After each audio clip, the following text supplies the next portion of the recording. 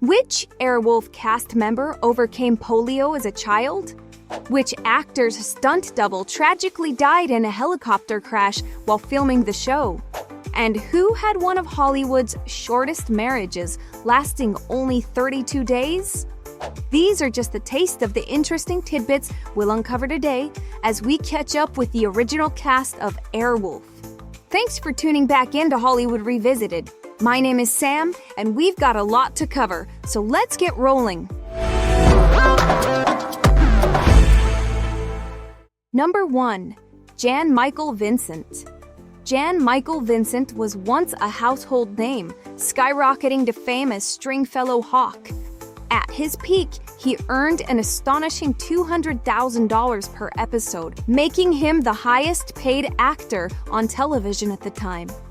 His role as the skilled, reclusive helicopter pilot brought him global recognition, but behind the camera, Vincent's personal life was unraveling at a terrifying pace. Struggling with severe alcoholism and drug addiction, Vincent's behavior on set became increasingly erratic. He would often arrive intoxicated, forgetting lines and causing delays. This instability contributed to Airwolf's cancellation after just 3 seasons. In 1985, during the height of the show's run, tragedy struck when his stunt double, Reed Rondell, was killed in a helicopter crash during filming. This devastating loss haunted the production and weighed heavily on the cast. Despite his soaring career, Vincent's personal life spiraled further out of control. His addiction led to multiple arrests for public intoxication and domestic disputes, and he became estranged from his daughter for most of her life. By 1996, Vincent's life took another tragic turn when he was involved in a severe car accident that broke his neck and left him permanently scarred. This accident led to chronic pain and worsened his reliance on painkillers, severely impacting his mobility and career. A second accident in 2008 resulted in a life-threatening infection, leading to the amputation of part of his right leg in 2012. By this point, Vincent had largely disappeared from Hollywood, his once bright star diminished by personal demons and health issues. In his later years, he lived a quiet life in Mississippi, far removed from the industry that once made him a sensation. Vincent passed away in 2019 at the age of 74 due to cardiac arrest, a quiet end to a tumultuous life filled with highs and devastating lows. Number 2. Ernest Borgnine. Born in 1917, Borgnine's path to Hollywood fame was unexpected. Before acting, he spent nearly a decade in the U.S. Navy, serving honorably during World War II. After the war, unsure of his next move, his mother suggested acting, a decision that would lead him to over 200 films and TV shows. His breakthrough came in 1955 when he won an Academy Award for Marty, beating out major stars like James Dean and Frank Sinatra. This win cemented him as a Hollywood heavyweight. Borgnine's rough exterior, showcased in his role as the cruel Fatso in From Here to Eternity, earned him more than just recognition. It led to real-life bar fights where men would challenge him, mistaking him for his on-screen persona. But off-camera, Borgnine was known as a generous and kind figure, beloved by colleagues and fans alike. In the 1960s, he starred in the hit TV series Michele's Navy, bringing his military experience to the comedic role of Lieutenant Commander Michele. Later, he became widely known to younger audiences through Airwolf, where he portrayed a helicopter pilot, which was fitting as Borgnine himself was an avid licensed pilot. Despite his professional success, his personal life was full of drama. In 1964, Borgnine married singer Ethel Merman, but the marriage famously lasted just 32 days, one of the shortest in Hollywood history. Borgnine later called it the biggest mistake of his life. After Airwolf, Borgnine continued acting, showcasing remarkable longevity in Hollywood. He even voiced Mermaid Man on SpongeBob SquarePants, connecting with a new generation of fans.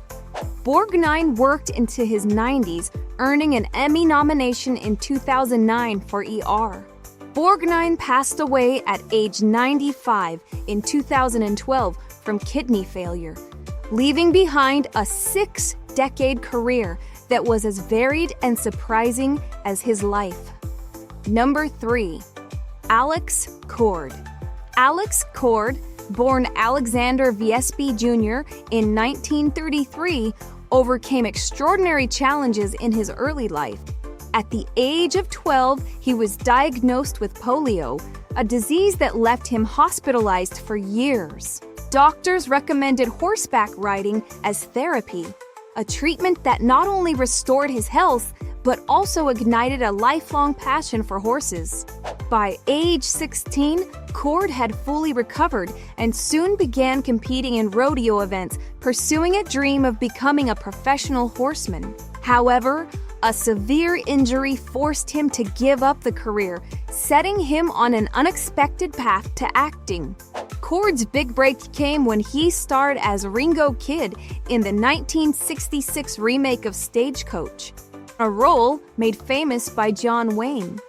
He followed this with a remarkable appearance alongside Kirk Douglas in The Brotherhood in 1968, which featured a striking kiss of death scene between the two actors, a moment that became iconic in mafia films. Despite these early successes, it was his role in the 1980s series Airwolf that truly made him a household name. Cord's white suit and eye patch became an iconic look on the hit show. He appeared in 55 episodes of the show's run, often stealing scenes with his cool, calculating presence. After Airwolf, Cord continued to act sporadically in television and film, but he also pursued a passion for writing. He published several novels, including Sand Song and A Feather in the Rain, which drew from a deep love of Western culture and horses. Outside of Hollywood, Cord's personal life was as complex as his career. He married 3 times and had 2 children, including a son from his first marriage and a daughter from a previous relationship. Alex Cord passed away on August 9, 2021, at his home in Valley View, Texas, at the age of 88. Number 4. Jean Bruce Scott. Jean Bruce Scott made her mark in television as Caitlin. Her character, a Texas Highway Patrol pilot, became an essential part of the action-packed show, and Scott's strong portrayal won over fans. However, Airwolf wasn't just the thrilling ride, but behind the scenes, the show had its share of danger, as we've discussed. The set was grueling, and Scott endured long hours in hot and cramped conditions while filming in the helicopter mock-ups. Before Airwolf, Scott had a successful run on soap operas, starring in over 300 episodes of Days of Our Lives as Jessica Blake. This role established her early career, but it was her time on Airwolf that became her defining moment. Balancing her work on Airwolf with recurring roles on Magnum P.I., she became a fixture on TV screens throughout the 1980s. Notwithstanding her success, Scott chose to step away from acting in the early 2000s. Her sudden retirement came as a surprise to fans, especially after she had appeared in over 100 episodes of Port Charles. However, Scott found a new passion off-screen. In 2007, she became the executive director of Native Voices at the Autry Museum, a theater company dedicated to producing plays by Native American playwrights. This new direction became her life's work, lasting over 25 years, showcasing a different side of her creative and leadership abilities. Today, Jean Bruce Scott is 68 years old and enjoying her well-earned retirement. Number 5. Deborah Pratt. Deborah Pratt, born in 1951, made her mark in the 1980s with Airwolf playing Marella, a sharp and enigmatic intelligence operative. But her influence extended beyond acting. She wrote for the show as well, a rare feat for a Black woman at the time. Her biggest contribution, however, was on Quantum Leap, where she not only produced and wrote for the series, but also provided the voice for Ziggy, the artificial intelligence central to the storyline. Pratt's personal life took a dramatic turn in 1991 when her marriage to Airwolf and Quantum Leap creator Donald P. Belisario ended in divorce. The aftermath of this split had a shocking impact on her career. Pratt openly admitted that many industry colleagues turned their back on her, leaving her to navigate the challenges of Hollywood alone. But she was far from finished. She reinvented herself as an author, finding success with The Vision Quest, a sci-fi fantasy series that earned critical acclaim. Pratt's resilience led her back to Hollywood in later years. She directed episodes of Grey's Anatomy and returned to her roots by producing the 2022 reboot of Quantum Leap. Now 72, she continues to leave her mark on the industry, proving that even after major setbacks, her creative spirit remains undiminished. Number 6. Barry Van Dyke. Barry Van Dyke, born on July 31st, 1951, was immersed in the world of entertainment from an early age.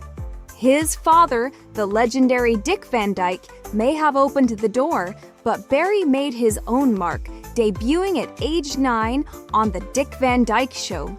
Refusing to rely solely on his father's fame, Barry worked as a gopher on the new Dick Van Dyke Show in the 1970s, gradually building his own career in television. He starred in various popular shows, including Galactica 1980 and The A-Team, but it was his role in Airwolf that truly launched him into the spotlight. Taking over as the lead character in the show's 4th season, Barry's character, St. John Hawke, replaced his brother Stringfellow as the pilot of the high-tech helicopter. Barry's longest-running and most beloved role came when he joined his father again in Diagnosis Murder, where he played Steve Sloan, a detective solving crimes alongside his physician father. The duo's chemistry was unmatched, and the show became a staple of 1990s television. In recent years, Barry has turned to faith-based films such as Heavenly Deposit. However, his career hasn't been without challenges. In 2017, rumors of his death circulated widely, but they were swiftly debunked, proving the enduring interest in his life. Now in his 70s, Barry enjoys time with his grandchildren while continuing to act occasionally. Number 7. Geraint Wyn Davies. Geraint Wyn Davies is best known for his role as Mike Rivers in the final season of Airwolf, but his career stretches far beyond the cockpit. Born in Wales and raised in Canada, his early years were dedicated to theater. He took the stage at prestigious venues such as the Stratford Festival and the Royal Shakespeare Company, playing characters like Richard III and King Arthur. It was his deep commitment to Shakespearean roles that laid the foundation for his versatile career. In 1987, Davies joined Airwolf after the departure of Jan Michael Vincent. The show moved to Canada with a reduced budget, but Davies brought energy and gravitas to his role as the helicopter pilot, even as the show wrapped up its final season. Yet, it was his next TV role that truly solidified his place in pop culture, portraying vampire detective Nick Knight in Forever Knight. Interestingly, this wasn't his first time playing a vampire. He had previously appeared in Dracula the series, making him one of the few actors to portray 2 different vampires on TV. Behind the camera, Davies also directed several episodes of Forever Knight, showcasing his range as both an actor and a director. His musical talents came into play as well, contributing piano pieces to the series soundtrack. His personal life, too, is full of unique twists. He became a U.S. citizen in 2006, with RBG swearing him in. A second marriage to actress Claire Laudier in 2011 made headlines, though they separated in 2024. Today, Geraint Wyn Davies remains active in both theater and television. Number 8. Michele Scarabelli. Michele Scarabelli's journey into acting is as unexpected as it is fascinating. Born in Montreal, she initially pursued a degree in psychology at McGill University before making the surprising switch to acting. This leap into entertainment led her to Airwolf in 1987, where she portrayed Jo Santini in the show's troubled final season. Despite budget cuts and casting issues, Michele's performance brought a refreshing energy to the role of Dominic Santini's fearless cousin. After Airwolf, Michele's defining moment came in 1989 when she landed the role of Susan Francisco in Alien Nation. Though the show lasted just one season, Michele's portrayal of an alien adapting to human society left a lasting mark. Ironically, she feared being typecast as an alien due to the extensive prosthetics she wore on the show. Michele also found success as a voice actress in the Journeyman Project video game series, where she voiced Michele Vizard. Over the years, she built an impressive body of work across television and film, yet she remains an intensely private figure. Unlike many of her peers, she avoids social media altogether, making her something of a rarity in today's celebrity landscape. Today, Michele continues to take on select acting projects, but keeps her personal life well guarded, preserving the mystery that has surrounded her for decades. By the way, if there are any other classic TV shows or movies you'd like us to revisit, please tell us in the comments. And if you appreciate this video, please hit the like and subscribe buttons to help our channel keep rolling. Thanks for revisiting the cast of Airwolf with us today. See you in the next one!